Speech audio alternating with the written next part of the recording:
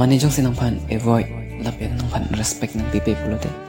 That is the high time that you should stop liking or stop messaging that person. Jong sinang value avi pulote.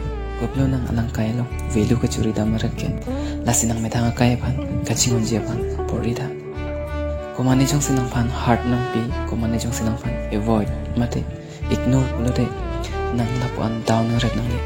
Just know that you are the best. You are only one. Lapin nang sun ke madu da velo. Lasi nang pan nang kilong ji ke madu sitame ako pai do vek nang ji. Lapin komani jong sinang pan luti beng nang pang budet pulude. Alang ko pai sikawit haino nang pan nang kilong ji pan.